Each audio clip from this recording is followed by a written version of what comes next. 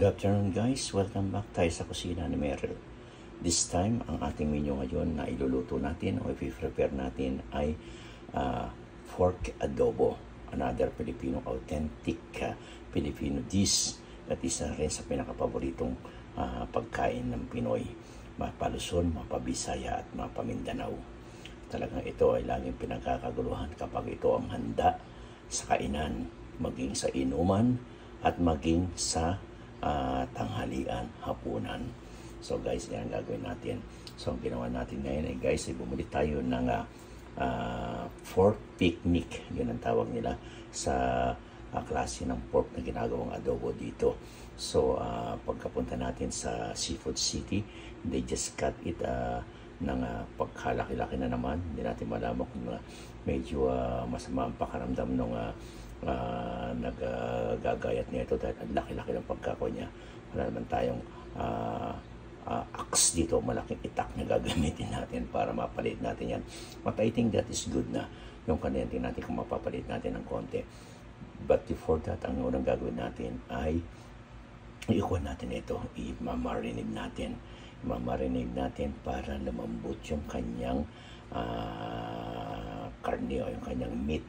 So, ang gagawin natin, i-marinate natin siya for 30 minutes para lalong masarap at para kagat na kagat yung ating gagawin natin pag-marinate. Siyempre, sa pag-marinate, ang gagawin natin ay titimplahan natin ng toyo, ng suka, nagandin natin ng paminta at siyempre bawang.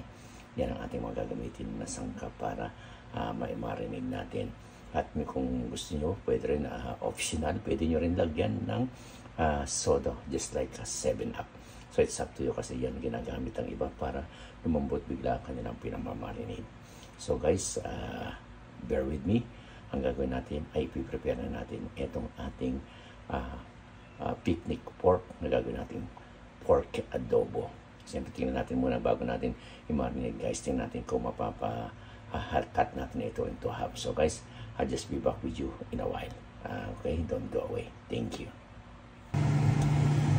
Guys, balik ulit tayo dito sa ating gagawing adobo, yung pork adobo natin, yung pork picnic. Ayan, naibabad na natin o naimarinate natin ng 30 minutes. So, gagawin natin ngayon ay umpisa na natin ang pagluluto ng adobo. Napakadali lang gagawin natin since minarinate natin ito. Hindi na katulad ng dati na ginagawa isa-isa ng pinalambot pa. Kasi dati ginagawa ko, pinakukulang ko sa tubig. Tapos habang natutulog siya sa tubig, ilalagay natin ang mga sangkap ng toyo, bawang, at suka. Ito, andito na, nandito sama-sama na ang pagmarin natin. So, ang gagawin natin ngayon ay para lang natin ilalagay dito sa kawali natin. Ilalagay natin ang pinainit natin mantika at parang ipagbabrownin natin yan. Pag nag-brown yan, sasama natin yung pinagmarinitan natin. Yung makita natin hanggang sa lumapit ang sabaw niya at maging isang tunay na lasang adobo.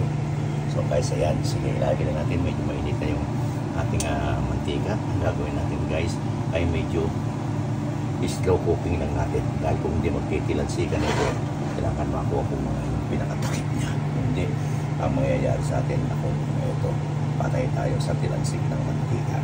Okay guys, don't go away, saglit lang. Ayan guys, na yung ating minarinate kanina na picnic pork na ginagawa natin, inuluto natin pork adobo. Ayan, nakita nyo medyo nagsasiksikan sila dahil medyo marami-rami ang ating hiniwa. Hindi kasi dito sa kawali, kaya naman natin na half-half niluto natin kalahati. Niluto natin tsaka natin lalagyan kalahati. Pinag-minsan na natin dahil anyway pinagpa-brown lang natin. At makikita nyo, ito yung ating pinag-marinate guys. Ayan, yan ang iyahalo natin mamaya para mag-tick ang kanyang sabaw. Pag makita nyo at makikita nyo kung lalasa rito, makasarap sa amoy pa lang yan. Parang guys, naabot ko na ang lasa ng ating walang kasing sarap na pork adobo.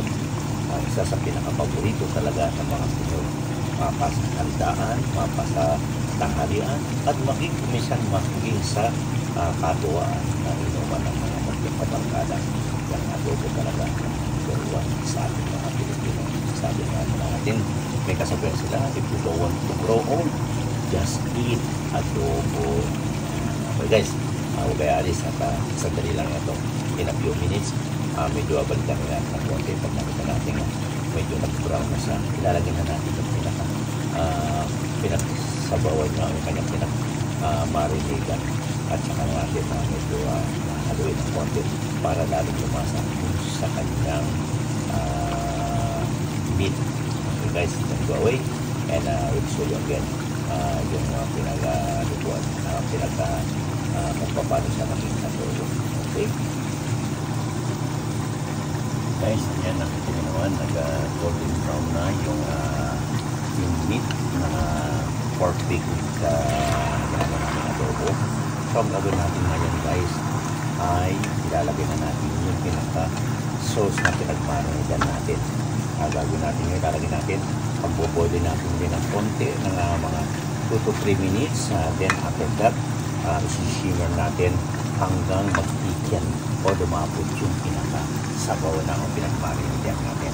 And pagkatapos ng bingo, we have a very delicious pork pig meat adobo. Okay guys, dali lang nilagyan natin yung pinaka-sabaw na o pinag-marinadan natin. Guys, ayan, nilagay na natin yung pinag-marinadan natin sa kanya na pinaka-sabaw na yun ang gagawin natin sa pulo na natin, shishimmer natin hanggang sa makititin yan at para lalong lumapot ang pinaka-sabaw niya at lalasa na dito sa mismo pinaka-karne ng ating pork pig na ginamit natin pork adobo. So, what we have to do right now guys is slower off slow natin ang ating kalan, bawasan natin ang temperature at gagawin natin ay tatakpan na natin in a few minutes. Makita natin kung paano lumapot yung sabaw niya guys. So, at maya pagkatapos bago natin tapusin natin video, pakita ko sa inyo kung paano yung pinaka-finish product ng pagkaluto na maglalagay tayo ng sample ng sa dito bago natin ilagay sa lalagyan. Okay?